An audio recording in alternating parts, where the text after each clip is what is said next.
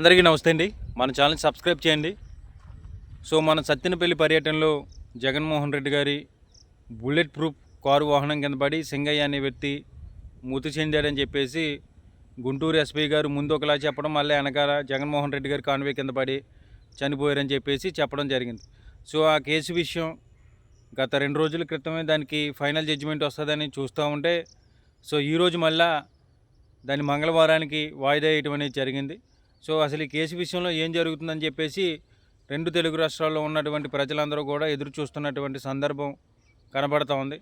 ఎందుకంటే అసలు ఈ వీడియో అనేది ఏదో ఫేక్ వీడియో అని చెప్పేసి అందరిలో కూడా ఒక సందేహం ఉంది. అది ఏ పార్టీలో ఉన్నటువంటి పీపుల్స్ కానివ్వండి, ఆ పార్టీ ఈ పార్టీ అని కాదు. సో ఇది సృష్టించిన వీడియోలాగానే కనపడతా ఉందని చెప్పేసి అందరూ అంటూ ఉన్నారు. సో దీన్ని ఫైనల్గా తేల్చవలసింది ఏంటంటే న్యాయస్థానం. ఆ న్యాయస్థానం ముందు జగన్మోహన్ రెడ్డి గారు దీన్ని క్యాష్ పిటిషన్ వేయటం 2 సార్లు వేయటం కూడా జరిగింది.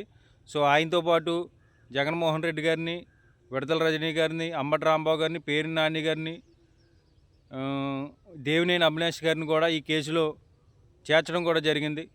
సో ఈ కేసు విషయంలో ఏం జరుగుతుందని చెప్పేసి ఎంతోమంది ఆసక్తిగా ఎదురు చూస్తూ ఉన్నారు. సో నిన్న రాత్రి బొత్స సత్యనారాయణ గారు, అంబటి రాంబాబు గారు, అలాగే పెద్దిరెడ్డి రామచంద్రారెడ్డి గారు వీళ్ళందరూ కూడా వెళ్ళి గవర్నర్ గారికి కంప్లైంట్ చేయడం కూడా జరిగింది. అదేంటంటే జగన్మోహన్ రెడ్డి గారు ఏ పర్యటన చేసినా కూడా అడ్డుకుంటూ ఉన్నారు, ఆయనకి సరైన భద్రత కల్పించలేకపోతూ ఉన్నారు. ఆయన బుల్లెట్ ప్రూఫ్ వాహనానికి దగ్గరకు కూడా పోలీసులు సో దగ్గరకు కూడా రాకుండా ఆయన్ని ప్రజల్లో వదిలేస్తూ ఉన్నారు. ప్రజలేమో ఆయన మీదకి ఎగబడిపోతూ ఉన్నారు అని చెప్పేసి ఆయనకు భద్రత కల్పించాలని చెప్పేసి గతంలో కూడా ఒకసారి వెళ్ళడం జరిగింది. సో నిన్న రాత్రి సాయంత్రం వెళ్ళడం జరిగింది. సో ఈరోజు ఏంటంటే ఈ కేసు విషయం అనేది దీంట్లో వాస్తవాలేంటి అవాస్తవాలేంటి అని చెప్పేసి మనకి తెలిసే రోజు ఈరోజు, కానీ ఈ రోజు నుంచి మళ్ళీ మంగళవారానికి వాయిదా వేయటం అనేది జరిగింది ఈ కేసులో. సో చూడగలగాలి అసలు వాస్తవాలు ఏంటి అవాస్తవాలు ఏంటి, ఈ కేసు విషయంలో ఏం జరుగుతుందనేది చూడగల. ఎందుకంటే జగన్మోహన్ రెడ్డి గారు మొన్న ట్వీట్ కూడా చేయడం జరిగింది.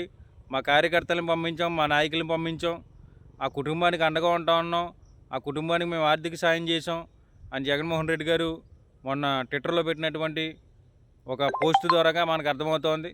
సో ఏంటంటే దీంట్లో ఏంటంటే జగన్మోహన్ రెడ్డి గారి కాన్వే కింద పడి సింగయ్య అనే వ్యక్తి మృతి చెందాడా, లేకపోతే ఇది ఎవరైనా తెలుగుదేశం పార్టీ వాళ్ళు లేకపోతే ఇంకో పార్టీ వాళ్ళు పుట్టించినటువంటి వీడియో అనేది తేలగలగాలి.